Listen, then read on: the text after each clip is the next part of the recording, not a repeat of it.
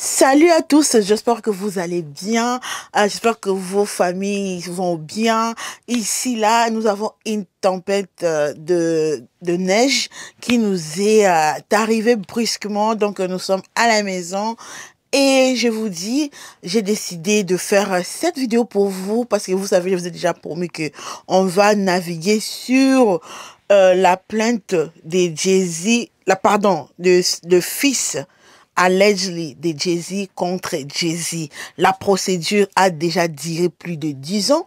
On va lire beaucoup de papiers et on va lire pourquoi est-ce que maintenant il vient de porter plainte, pas seulement à Jay-Z, mais à beaucoup de juges de New Jersey, parce que selon les papiers et selon ces preuves, ces juges ont décidé à étouffer cette affaire pendant toutes ces années. Et là, il vient, pas seulement les juges, les avocats de Jay-Z. Alors, on va lire ensemble tout ce que, avant de continuer, tout ce qu'ils demandent, c'est juste que Jay-Z fasse un test ADN avec lui. C'est tout ce qu'il demande. Il veut pas, selon ses dires, il veut pas l'argent, il veut rien. Tout ce qu'il veut, c'est que Jay-Z fasse un test ADN avec lui. Ça fait 10 ans, comme je vous ai dit, que la procédure dure. Et il faut savoir, la maman de Ramir a donné naissance à Ramir lorsqu'elle avait 15 ans. Donc, cela veut dire qu'elle était tombée enceinte pendant qu'elle avait 14 ans. Vous comprenez? Est-ce que vous comprenez un peu? Elle avait 14 ans, la maman de ces garçons avait 14 ans lorsqu'elle est tombée enceinte. Et à 15 ans, elle a donné naissance à cet enfant. Donc, si il y a un test de paternité, cela veut dire que Jay-Z, allegedly, était sorti avec une... Donc, vous imaginez pourquoi est-ce que la procédure a pris beaucoup des années, beaucoup d'émotions, beaucoup d'argent. Alors, rapidement, on va lire pourquoi est-ce qu'aujourd'hui, il décide d'amener même les avocats, les juges au tribunal. Je vous ai dit, Ramir Satterthwaite, je ne sais pas si je semble prononcer son nom correctement, un homme de 31 ans poursuit depuis plusieurs années une procédure légale visant à établir que Sean c'est le nom de Jay-Z, Sean Jay-Z Carter est son père biologique. Selon Ramir, sa mère Wanda aurait eu une relation avec Jay-Z en 1992, à la suite de laquelle il serait né en 1993. Depuis lors, Ramir cherche à obtenir un test de paternité pour confirmer ses affirmations. Cependant, il affirme que cela a été compliqué par des obstacles juridiques. Comme je vous ai dit, il a intenté une nouvelle action en justice contestant le traitement de son dossier par le système judiciaire et demandant la transparence des documents scellés. Parce qu'il y a certains documents qui sont scellés que personne dans le public connaît ce qui est scellé. Parce que vous savez, les documents que je vais vous montrer ici, ce sont des documents qui sont publics. Mais il y a d'autres documents que le public ne peut pas avoir accès. Ce sont des documents qui sont scellés par la team de Jay-Z. Ramir a exprimé son souhait de connaître la vérité et a déclaré « Je ne veux pas d'argent, je veux simplement la vérité ». Il espère que la situation pourra être résolue pour clore ce chapitre. Alors, on va commencer directement, rapidement, à lire la plainte, parce que c'est beaucoup. Ça, ce sont juste les parties très intéressantes que nous allons mettre sur cette vidéo. Tribunal des districts des États-Unis pour le district de New Jersey. Pour ceux qui comprennent l'anglais, vous pouvez juste finir de lire déjà. Lily Colley, Ramir Satterthwaite, Wanda Satterthwaite, les plaignants, versus la Cour suprême de New Jersey, juge Deborah, juge Charles, le juge Stéphane, le juge Edouard, le juge Chéri, judge Samuel Bernardine, famille des cours supérieurs de New Jersey, division et division du droit civil, cour d'appel de New Jersey. Alors, comme vous voyez, beaucoup de juges, beaucoup des divisions sont en train d'être amenés en justice. Tous ces gens ici, comme vous voyez, sont le défendant. Il accuse tout le monde parce que c'est à travers eux qu'il auriez eu l'accès de demander à Jay-Z ou l'opportunité de faire un test ADN avec Jay-Z. Mais ces gens ici ont décidé pendant plusieurs années de rendre la procédure judiciaire très compliquée, très compliquée. Les défendeurs ont conspiré contre les plaignants en acceptant de commettre une série d'actes dans la commission de fraude contre les tribunaux et ont agi sous la couleur de la loi, à savoir en violation des droits du premier commandement de limiter la discussion publique et la couverture médiatique comme décrit ci-dessous. Ok? Donc, ils ont limité la couverture médiatique de ces dossiers dès le commencement. Le 13 août 2012, le juge Edward s'est d'abord appuyé sur les déclarations de Sean Carter, Jay-Z. Donc, il a seulement écouté Jay-Z, disant qu'il n'y avait pas de propriété dans le New Jersey qui contrôlait le résultat. Plus tard, le juge McBride a conspiré avec le parti Carter, le parti de Jay-Z, qui a déformé aux plaignants collé qu'il n'y avait pas propriété dans le New Jersey. En décembre 2012, le juge McBride, lors de l'audience des réexamens, a de nouveau rejeté les preuves du demandeur montrant à nouveau les actes de propriété et les dossiers fiscaux de Sean Carter, le New Jersey. Donc, on a montré que Jay-Z, effectivement, avait de résidence et il payait taxes à New Jersey. Ok? Carter a de nouveau déclaré que les actes de propriété et les dossiers fiscaux avec son nom légal n'étaient pas les siens. Donc, il y avait la procédure qui a commencé à New Jersey et il devait sûrement établir la résidence de Jay-Z ou s'il avait des propriétés ou peut-être payer des taxes à New Jersey. Et selon les accusations de Ramir, les juges avaient directement pris la position de Jay-Z, que non, il n'a pas de propriété ici, il ne paye pas de taxes ici. Mais lorsque les demandeurs, ok, la maman de Ramir est venue avec le preuve montrant que effectivement Jay-Z a des maisons et il paye les taxes avec son nom au tribunal, le juge a seulement écouté la parole de Jay-Z qui a dit que non, même si ça porte son nom, mais ce n'est pas pour lui. Ok? Après, le 12 décembre 2012, l'avocate de Fisher, qui est l'avocate de Jay-Z, a admis au dossier qu'elle avait mal parlé concernant l'adresse résidentielle de son client. Malgré l'aveu du défendeur, le juge McBride n'a pas rectifié le dossier. Donc, lorsqu'on les a coincés, et avant de continuer, tout ce que je suis en train de dire sur cette vidéo, c'est allegedly, parce qu'apparemment, l'équipe de Jay-Z est en train de faire sauter les chaînes de tous les youtubeurs qui sont en train de faire ça en anglais. Si vous êtes sur Twitter, vous pouvez voir que beaucoup de youtubeurs ou peut-être des tiktokers, leurs chaînes sont en train d'être signalées et parties. Donc, allegedly, parce que ça, ce sont des documents, qui sont déjà sur, sur le domaine public. Le 7 novembre 2014, le juge Stéphane Polanski a ouvert au public l'affaire des droits d'héritage du demandeur Ramir. Le 10 décembre 2014, les plaignants ont déposé une plainte en droit civil pour obtenir des dommages et intérêts pour des allégations de fraude dans les dites affaires pour Sean Carter et les fausses déclarations de son avocat concernant la juridiction.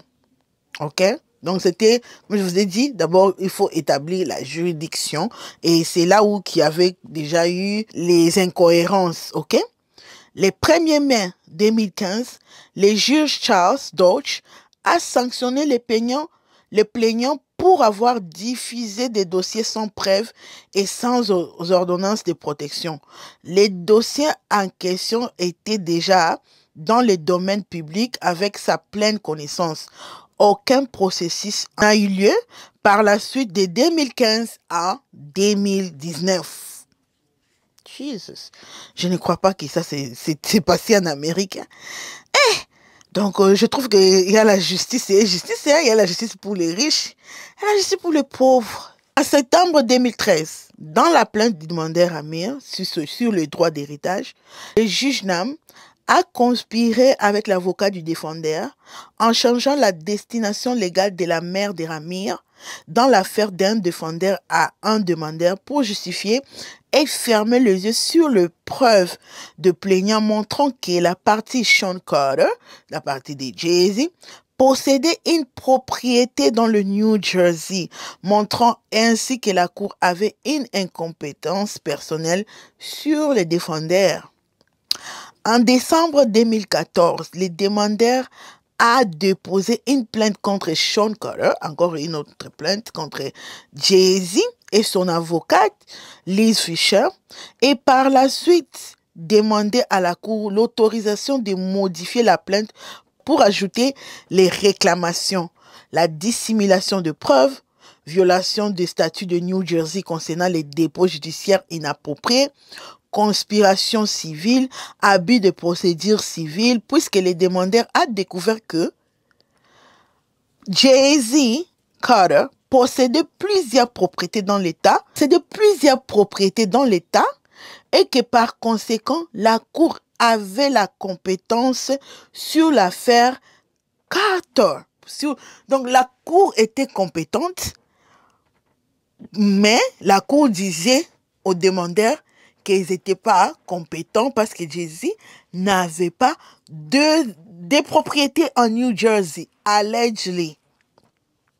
La plaignante a également cherché à couvrir ses frais pour les honoraires d'avocat découlant de la fausse déclaration dans un litige antérieur le 13 août 2012. Le 19 février 2015, le tribunal a rendu une ordonnance concernant l'affaire. A été dirigée vers les greffiers du tribunal. Cette ordonnance obligeait les greffiers à fermer la procédure et l'ensemble du dossier au public. Cet ordre n'était pas adressé aux parties, y compris à Kohli et aussi à Ramir. Aucune ordonnance similaire adressée aux parties n'a jamais été introduite à ces parties. Donc, on ne voulait pas seulement que le public soit au courant. Donc, ils ont fermé ça. Et lorsqu'ils ont fermé, ils n'ont pas allegedly informé la maman de Ramir et Ramir aussi. Le juge Dodge continue de sanctionner les parties chaque fois qu'elles cherchaient à exercer leurs droits. Le juge Dodge s'est toujours appuyé sur les ordonnances du juge McBride, le premier juge, sachant que ces ordonnances étaient obtenues par fraude. Entre 2015 et 2017, le juge Charles Dodge et le juge Stéphane Polanski ont permis à Sean Carter, à Jay-Z, de produire plus de fausses déclarations concernant la juridiction sans procédure régulière ni règle de droit. Les plaignants se sont vus refuser la demande de découverte afin de dissimuler la violation des droits dans la suite de la procédure judiciaire. Le juge Maliki de la Cour de droit civil a interdit à Daily News et aux parties de diffuser des informations provenant de la procédure. Donc, ils ont interdit les journalistes de reporter de ça, ok, dans le site, dans le Gossip News, dans les informations. Mais la Cour d'appel a annulé les ordonnances du juge Malinki. Malgré la décision de la Cour d'appel, la Cour de la première instance a sanctionné que les plaignants sur la base de ces ordonnances. Est-ce que vous comprenez? il y a un juge qui a interdit qu'on publie tout ce qui concerne ces dossiers, que Daily News publie ça dans leur site des informations. Mais ils ont fait l'appel et il y a un autre juge dans la cour d'appel qui a autorisé que non, que ça soit publié, que le public doit savoir ce qui s'est passé. Mais même si la cour d'appel, ils ont gagné dans la cour d'appel, malgré tout ça, la cour de la première instance a seulement puni les plaignants. Allegedly. Oh my God, this is so bad. C'est trop. I mean. Hey. Non, il faut avoir l'argent dans la vie, hein.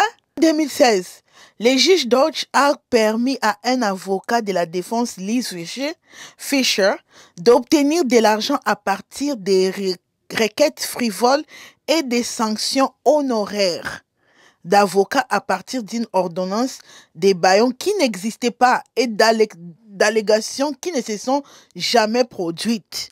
Les plaignants ont été sanctionnés même lorsqu'il n'y avait pas raison d'être sanctionnés. Les plaignants ont été sanctionnés même lorsqu'il n'y avait pas participation à certains dépôts ou n'étaient même pas partis aux affaires applicables. On les sanctionnait seulement.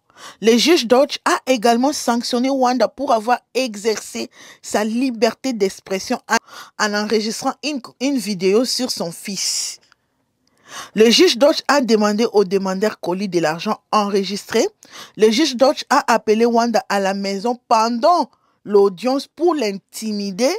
Et lorsqu'il intimidait la dame au téléphone, elle est tombée par terre en essayant d'obtenir des documents et a dû être amenée aux urgences pour de blessures. Le 11 janvier 2017, le juge Dodge a eu une réunion avec l'avocat de Carter, Liz Fisher, donc l'avocat de Jay-Z, qui a déclaré que le juge Dodge était dans sa poche. Le contenu de cette réunion n'a jamais été divulgué. Donc le juge et l'avocat de Jay-Z ont eu réunion entre les deux, mais les plaignants... Il faut avoir l'argent. Les plaignants avaient également des personnes inconnues qui les suivaient au sein de la communauté, qui aurait été orchestré par l'avocate de la défense, Liz. C'est un avocat. En juin 2018, le juge Samuel Bernardine s'est vu refuser les transcriptions du juge Samuel Bernardine de la procédure d'appel. Il lui a dit d'aller à l'homme blanc, d'aller voir l'homme blanc pour obtenir ce qu'elle voulait en se référant à l'avocat de Sean Carter. Le juge Glenn Grant des tribunaux administratifs de bureau a ignoré les plaintes relatives aux droits civils et n'a pas traité les réclamations des plaignants. Même après que le bureau de la NAACP a contacté le juge Grant pour connaître la raison du retard, mais le juge Grant a ignoré l'enquête de la NAACP. Vous savez que tous les Noirs américains respectent l'organisation ici parce que c'est l'organisation qui combat beaucoup de choses pour les Noirs et tout et tout. Donc lorsqu'ils envoient une lettre ou demandent quelque chose dans la procédure, vraiment les juges, c'est vraiment lorsqu'ils s'impliquent sur ton affaire, c'est qu'ils savent que tu es dans la vérité quoi. Donc c'est étonnant que les juges a ignoré même ça. Je n'arrive pas à comprendre. Tu n'es pas le papa. Si tu es conscient que tu n'es pas le papa, fais juste les tests ADN et c'est fini. S'il n'est pas ton fils, tu demandes des dédommagements. Tu demandes peut-être qu'il fasse des interviews pour te demander pardon publiquement. Je ne sais pas pourquoi est-ce que à cause juste d'un test ADN, ça va faire 10 ans. 10 ans où tu décides de mettre ton argent en jeu, de payer les avocats de haute qualité. Désolé, la maman de Ramir même est décédée en laissant maintenant la procédure à son fils. À cause de quoi? À cause d'un simple test ADN. Pour moi, je sais, si tu es seulement, tu n'as pas fait ça. Si tu n'es pas le papa, tu n'as pas... Est-ce que c'est vraiment quelque chose qui devait prendre des années? I mean, 10 ans, moi, si c'était moi, je serais vraiment fatiguée. J'allais juste partir là-bas. Ok, prenez, faisons les tests, c'est fini. Mais vous savez, c'est parce que la maman, beaucoup de gens allegedly disent que Jay-Z allegedly ne veut pas faire le test ADN parce que la maman de Ramir avait 14 ans. Et vous savez, avec ce qui se passe avec Diddy, si aujourd'hui, il fait ses tests et que l'enfant ici est son enfant, vous savez combien de fois il va être crucifié en public. Ça sera l'histoire. I mean, vous savez combien de portes que ça va ouvrir, Donc, pour moi, je ne peux pas dire que non, je comprends, parce que en tant qu'une femme, je ne peux pas comprendre ça, parce que c'est un enfant noir, et vous savez comment est-ce que les hommes noirs sont un peu, marginalized, ok? Donc, pour moi, je trouve que non, c'est vraiment l'injustice. En tant qu'une femme, je ne veux pas voir que le père de mon enfant niait mon enfant comme ça. Je ne peux pas. Donc, je ne peux même pas me mettre à la place de Jay-Z. Parce que je comprends protéger sa legacy, protéger sa réputation pour le public, mais c'est pas au détriment de ton enfant si il s'avère que non, c'est son enfant. Donc pour moi, vraiment, je ne sais pas pourquoi est-ce qu'il est en train tellement de se battre comme ça juste pour un test. Et vous savez aussi, ça va aussi impliquer Beyoncé. Parce que Beyoncé sera comme une mauvaise femme noire. Quelle est cette femme noire que tu vois que non, ces garçons ici, sa maman, sont en train de souffrir pour juste trouver quoi? Un test ADN, et toi tu es la Beyoncé, c'est toi qui es, oh ma single lady, c'est toi qui encourage les gens à être des single lady, mais toi-même tu es mariée, mais ça va un peu quoi, montrer l'hypocrisie, ok? Donc pour moi, je pense que il y a beaucoup de dangers et j'espère que, pour moi je trouve que non, Jésus peut régler ça en privé, qu'il part seulement parler à cet enfant en privé, régler les choses en privé, leur dire que non, je ne veux pas que ça sorte. Comme ça, il va juste fermer leur bouche que de faire tout ça, tous ces temps-là. Disons, c'est beaucoup juste pour un test. C'est beaucoup. Dites-moi en bas, qu'est-ce que vous pensez? Est-ce que vous pensez que Jay-Z a peur parce que c'est son enfant, allegedly? Est-ce que vous pensez qu'il a peur à cause de ce qui va se passer s'il accepte par rapport à ce qui s'est passé avec Puff Daddy? Les garçons ici ressemblent tellement à Jay-Z. Dites-moi en bas. N'hésitez pas à souscrire et liker. Et on se retrouve sur une autre vidéo, les divas. Ciao, ciao. Bisous, bisous.